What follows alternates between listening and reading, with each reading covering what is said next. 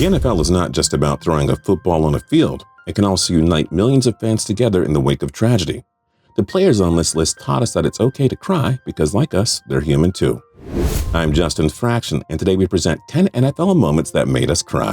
At TPS, we post videos every single day, so don't forget to click the subscribe button to subscribe. Then click the notification bell to be notified when we post a new video. Number 10. Peyton Manning leaves the Colts. Peyton Manning was drafted first overall by the Indianapolis Colts in 1998. He became the franchise savior this team hadn't needed for decades. Manning led them to the playoffs 11 times, highlighted by a Super Bowl 41 championship. He also won 4 league MVP awards there. After missing the entire 2011 season with a neck injury, Manning was released by the Colts, who would later draft Andrew Luck with the first pick in 2012. Manning gave an extremely moving and emotional speech as he announced his departure from the Indianapolis Colts before eventually signing with the Denver Broncos. In life and in sports, we all know that nothing lasts forever. It's been an honor to play in Indianapolis. I do love it here. I love the fans, and I will always enjoy having played for such a great team. There, Manning won a Super Bowl and another MVP award, so the breakup turned out just fine. Number 9, this one's for John. Broncos icon John Elway had guided the team to a trio of Super Bowl appearances, but they were blown out every time. The 7-time Pro Bowler and 1987 NFL MVP decided to give the Super Bowl another go-round in the 97 season. A 37-year-old Elway led them to a surprise trip to Super Bowl 32, where they met the defending champion and heavily favored Green Bay Packers. Bailed out by a terrific defense and historic performance by running back Terrell Davis, Elway got the Super Bowl championship he'd been chasing his whole career. Elway would lead Denver to a second Super Bowl the following year before retiring, having completed his unfinished business. Number 8. TAKKARIST McKinley, What We Do It For. The Atlanta Falcons selected UCLA defensive end TAKKARIST McKinley with the 26th pick in the 2017 draft. McKinley was raised in the crime-filled part of Richmond, California. While growing up, his grandmother protected McKinley from the violence that riddled his neighborhood. Before her death, McKinley promised her that he would make it to the NFL, and he fulfilled that promise. When he was drafted, he walked onto stage holding her picture in his hand and told their story in a moving speech. So go to the NFL. I made that promise to her, man. 30 seconds later, she passed away. And this is what I do it for. This is who I do it for, man. Come on, man. Go get him, McKinley. Number 7. Tracy Porter seals Saints Super Bowl. The New Orleans Saints led the NFC with 13 wins in the 2009 season, and they punched a ticket to Super Bowl 44 against Peyton Manning's Indianapolis Colts. Most neutral fans were cheering for the Saints. The Colts had won the Super Bowl 3 years prior, and New Orleans had been hit by the devastating Hurricane Katrina in 2005. The Saints led by 7 points with just over 3 minutes to go. And when it looked like another signature Peyton Manning comeback was taking place before our eyes, Saints corner Tracy Porter sent New Orleans into a frenzy and all of America into tears. The Saints won their first franchise Super Bowl in history at a time when the city needed a morale boost the most. Number 6. The Browns leave Cleveland. Art Modell became owner of the Cleveland Browns in 1961, and his historic tenure was highlighted by a 1964 NFL championship victory.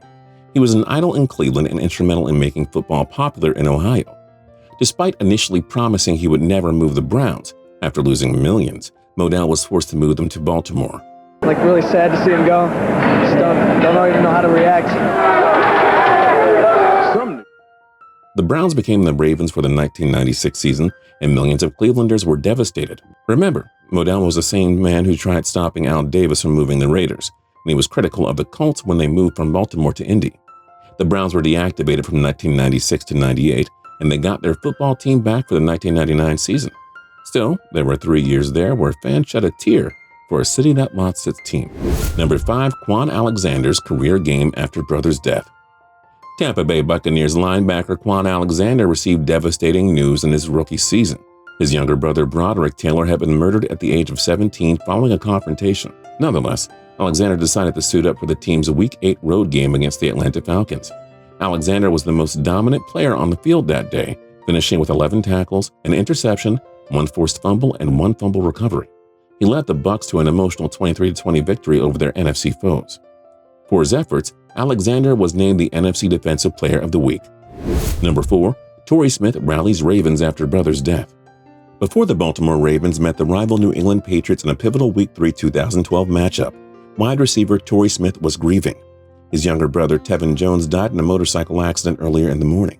Despite the tragic loss, Smith decided to suit up and play anyway.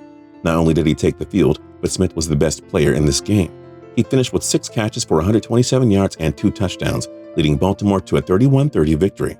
The Ravens would run all the way to Super Bowl 47, which they won. It was an emotional season for the Ravens, but they conquered it all and won the Lombardi Trophy. Number 3, Reggie White announces Jerome Brown's death.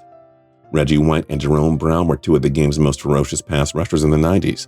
The 2 Philadelphia Eagles legends spent years terrorizing opposing teams' quarterbacks. They developed a tight friendship over time, one that was chronicled in A Football Life. Sadly, a 27-year-old Brown and his 12-year-old nephew were killed in an accident in Brooksville, Florida. Brown lost control of the vehicle, which collided with the pole.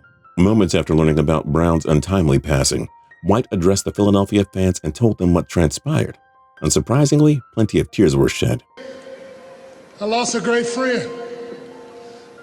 Philadelphia lost a great player. Jerome Brown died today.